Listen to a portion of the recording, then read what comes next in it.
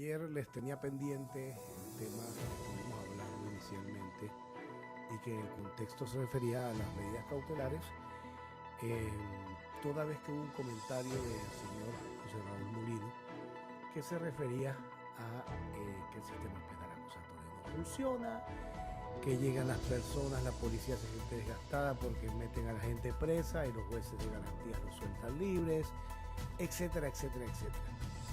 Y definitivamente cuando tenemos muchas veces repetida una misma historia, da la impresión que fuera real, da la impresión que para aquellos que no conocen el entorno de cómo opera el sistema penal acusatorio, estuviese lleno de fallas, no funcionara, fuera inoperante, etcétera, etcétera.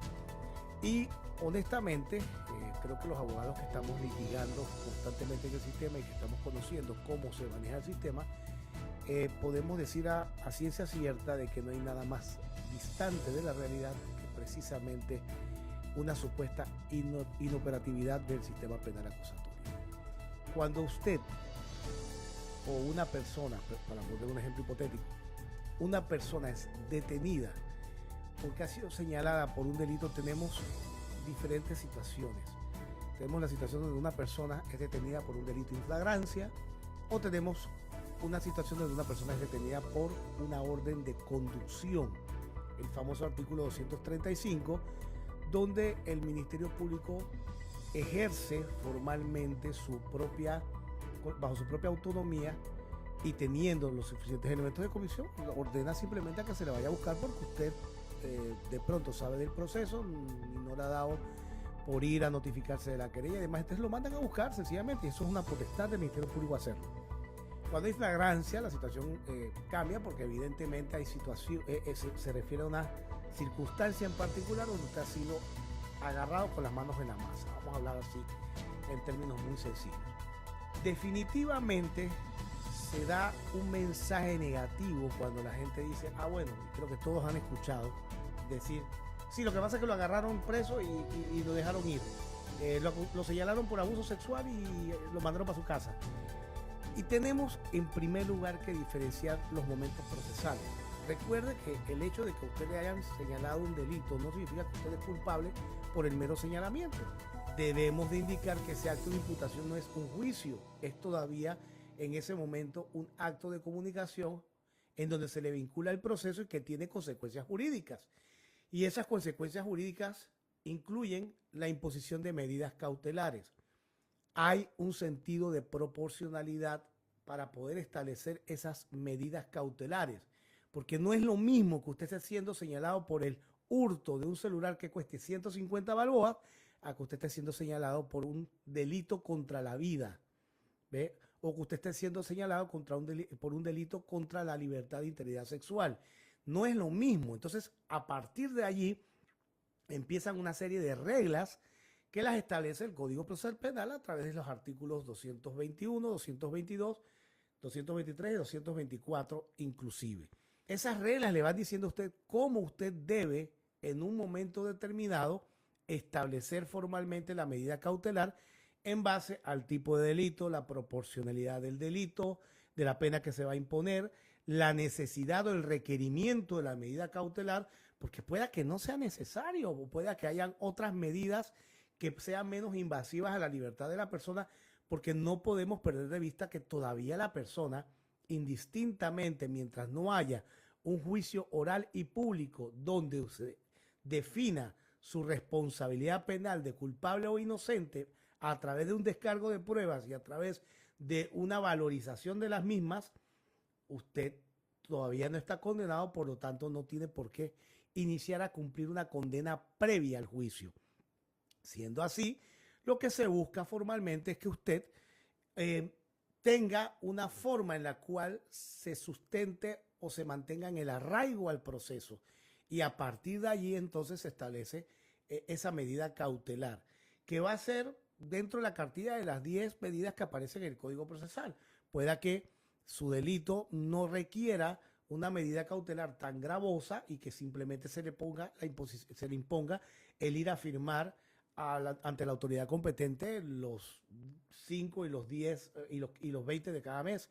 o pueda que se le prohíba salir del país o de una determinada circunscripción, o pueda que en un momento determinado se le prohíba realizar algún tipo de actividades, por ejemplo, comunicarse con otras personas, usualmente los coimputados, evitar acercarse a un determinado lugar, etcétera.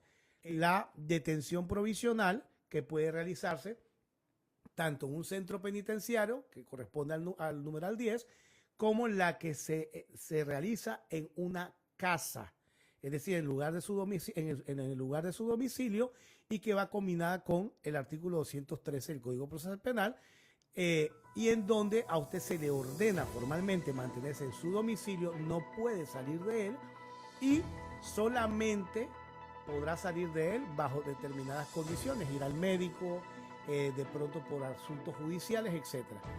Para poder establecer esa medida cautelar, se tienen que cumplir una serie de requisitos formales. Y a partir de ahí, entonces, el juez de garantías es que define formalmente la necesidad de ella. Y eso implica de que tanto la fiscalía como la parte querellante, como el abogado de la defensa, realicen una exposición de motivos formales del por qué sí o por qué no es necesaria tal o cual medida cautelar. ¿Por qué? Porque se establecen las medidas cautelares en base a riesgos y no podemos dejar de perder de vista de que esos riesgos tienen que ser tangibles o por lo menos tienen que ser apreciables formalmente. No es lo mismo que yo diga, para imponer, por ejemplo, la prohibición de salida del país, no es lo mismo que yo la imponga hablando de que hay un peligro de fuga, pero la persona tiene 28 años de vivir en la urbanización Las Mercedes, Casa 22 del Dorado. Fíjense, lo primero que va a preguntar el juez es ¿dónde está el peligro de fuga? Si evidentemente la persona ha mantenido un domicilio permanente y fijo y se le ha ubicado probablemente en ese mismo domicilio al momento de llevarla al acto de imputación. Entonces, si la voy a imponer bajo ese concepto de peligro de fuga, tendría que probar formalmente que esa persona evidentemente no va a tener un arraigo al proceso, y ya con el domicilio que me está dando y bajo las circunstancias que me lo está brindando, prácticamente anulan esa posibilidad, por lo menos en lo que refiere al arraigo domiciliario. Entonces tendría yo que preguntar, bueno, la persona por su trabajo, por su nivel económico, etcétera, pudiese irse del país y no retornar más. Y ahí entonces viene el juez y dice, bueno, efectivamente eso podría ser una circunstancia de peligro de fuga, por lo tanto, ¿cuál sería la medida más viable para efecto de mantener a la persona en el país? Pues se le prohíbe la salida del país, se le retiene el pasaporte, y eso sería una medida cautelar viable bajo la misma fuerza o llegando al cometido de lo que se está buscando, que es precisamente de que la persona mantenga ese apego al proceso. Fíjense que así operan todas las medidas cautelares. Y nos vamos a ir entonces, por ejemplo, al segundo riesgo procesal, que pudiese ser, por ejemplo, la afectación de la prueba. Y vamos entonces a analizar ese punto, y tendríamos que verificar en primer lugar qué pruebas ha recogido formalmente el Ministerio Público y si pueden haber pruebas, por ejemplo, que se afecten en su momento teniendo a la persona libre.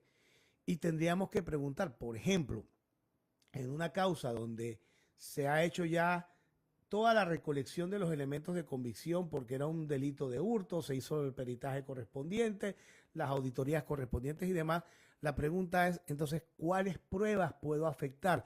Puedo afectar, por ejemplo, a la víctima como prueba, es decir, como testigo del hecho que le ha ocurrido, y esa situación de afectación de la prueba, es decir, de poder afectar a la víctima como testigo, tendría otros mecanismos para efectos de poder impedirse esa situación. Y tendría yo que decir, bueno, sí, hay otras formas distintas a la detención preventiva que permiten formalmente que el sujeto que está siendo señalado por el delito no tenga contacto con la víctima y por consecuencia no afecte a la víctima.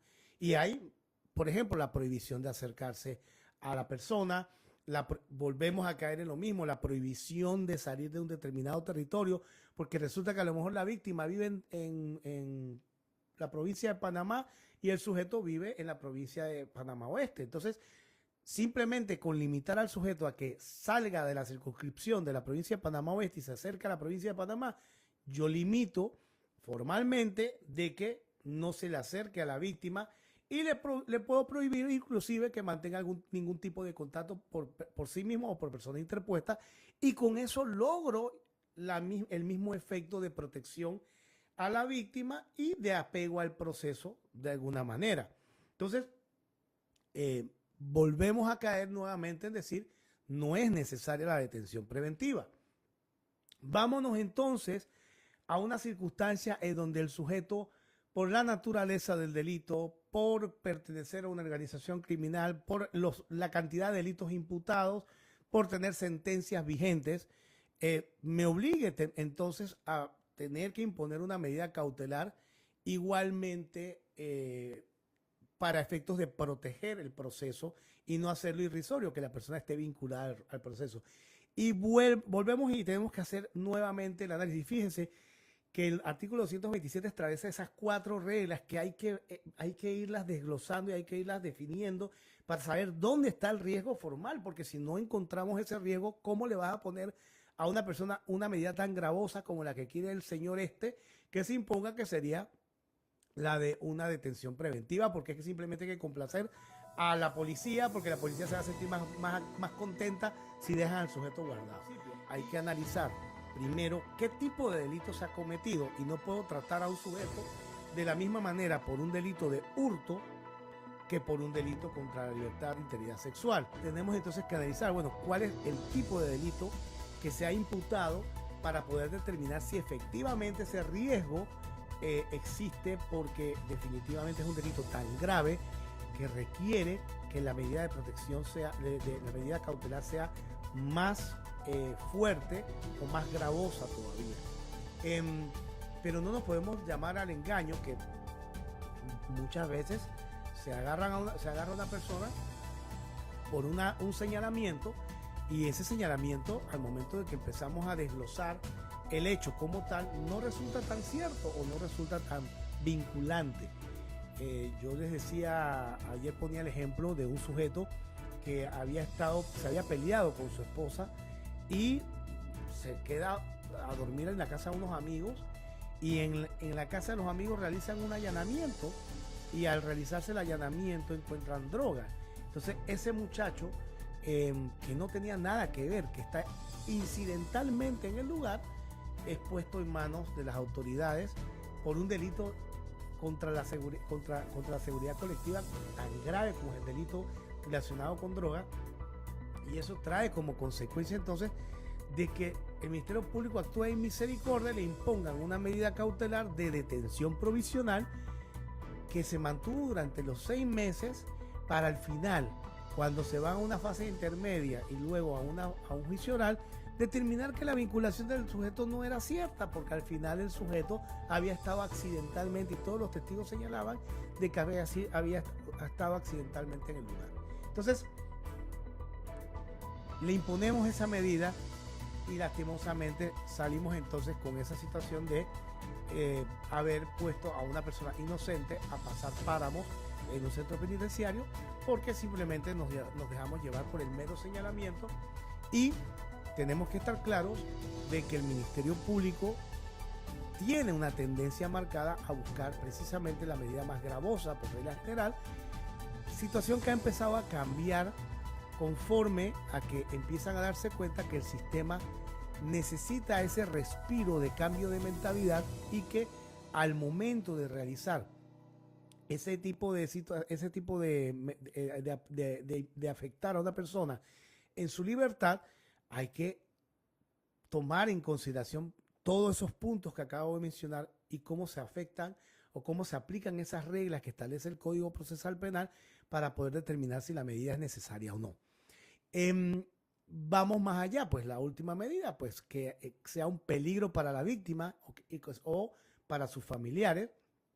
Y fíjense que eso es una medida, una regla que impone precisamente el debido cuidado por parte del juez de que efectivamente no se quede la víctima en desprotección. Y nuevamente hacemos el análisis. ¿Cuál de las medidas que existe en el artículo 224 puede ser aplicable a la persona para lograr la protección a la víctima de acuerdo a ese riesgo procesal de que se pueda ver afectada la seguridad de la víctima o de sus familiares? ¿Ve? Y cuando hacemos ese análisis, tenemos que determinar nuevamente y efectivamente de una manera muy concienzuda si a veces imponiendo ese alejamiento, esa prohibición de salida del lugar, esa prohibición de acercamiento, esa prohibición, por ejemplo, de que no se realiza algún tipo de actividad en particular, es suficiente y satisfacería formalmente esa condición en relación a colocarlo dentro de un centro penitenciario a cumplir con una pena anticipada. Evidentemente, si el sujeto es de alta peligrosidad, si el sujeto fue agarrado en flagrancia, por ejemplo, con un arma de fuego y el sujeto estaba disparando indiscriminadamente o hirió a varias personas, evidentemente esa persona hay que imponerle una medida cautelar de detención provisional porque el sujeto es un peligro para la sociedad y así se ha dejado ver por su actuación a simple vista. Y probablemente esa medida cautelar que le va a ser impuesta va a surtir el efecto porque hay una condición de peligro más extrema. Pero yo no me atrevería a decir, por ejemplo, que todas esas personas que en la actualidad la policía agarra por delitos relacionados con droga o demás, inclusive hasta los propios delitos de pandillerismo, al final terminen siendo tan reales. ¿Por qué? Porque existen situaciones o eventos que en algún momento determinado nos llevan a pensar de que se mete en un solo saco a un conjunto de individuos, a un grupo de individuos, y al final hay que agarrar con pinzas cuáles son los que están realmente vinculados al hecho criminal que se les está indicando. Un ejemplo muy clásico, por ejemplo, por darles una idea, tenemos un sujeto que va manejando un vehículo, resulta que el sujeto los pasajeros que van en la parte de atrás, uno de ellos tiene arma de fuego. Entonces resulta que cuando aprendemos a la persona que se hace el retén, encontramos el arma de fuego, entonces nos llevamos a los 5 pasajeros que estaban en el carro, incluyendo al chofer, que a lo mejor ni sabía la existencia del arma de fuego. Entonces le vamos a meter una medida cautelar de detención provisional sin determinar quién es el verdadero propietario del arma.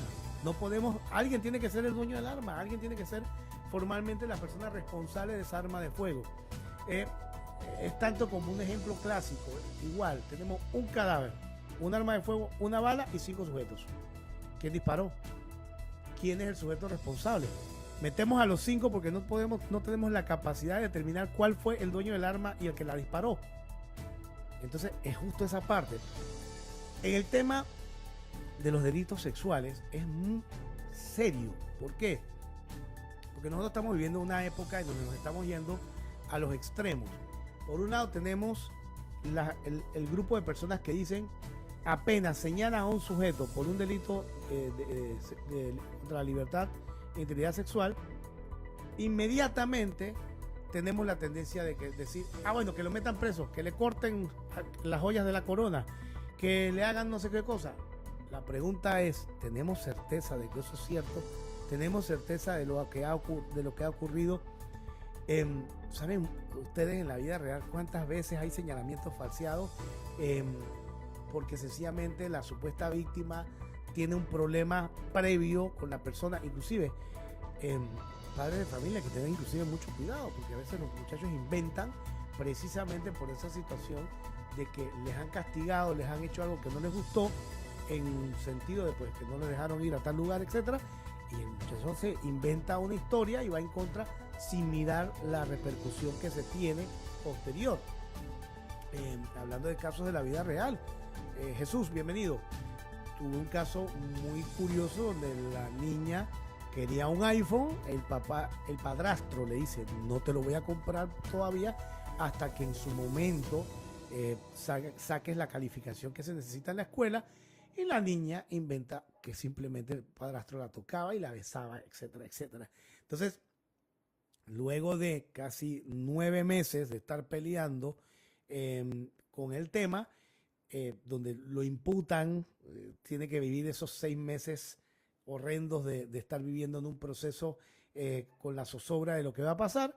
Entonces, finalmente, la niña confiesa formalmente que bueno, que lo había hecho, pero que ya no había pensado en cuáles iban a ser los efectos. Y al final, ¿quién le da, inclusive a esa persona, quién le devuelve la integridad sobre ¿cómo se llama? Su moral, sobre su reputación? Porque no nos llamemos a engaños, desde que usted ha sido señalado por un delito tan grave como un abuso sexual o actos libidinosos, lo que usted quiera, la gente, aunque salga un titular en primera página que diga el sujeto es inocente, nunca hizo nada, es mentira que no va a quedar la repercusión formal de esa situación tan engorrosa. El sistema no es malo, el sistema ha mantenido formalmente un control entre los exabruptos que se cometían en el pasado. Nosotros tuvimos un sistema en donde usted simplemente lo señalaban por cualquier delito, lo metían en la cárcel y bota la llave hasta cuando se acuerden de que existe y que le hagan un juicio oral. Y llegó gente que estuvo preso por una medida cautelar durante 7, 8, 9, 10, 11 años, cuando la pena, si la hubiera cumplido por un juicio oral, hubiese sido de 3. Miren lo grave del asunto. ¿Ve?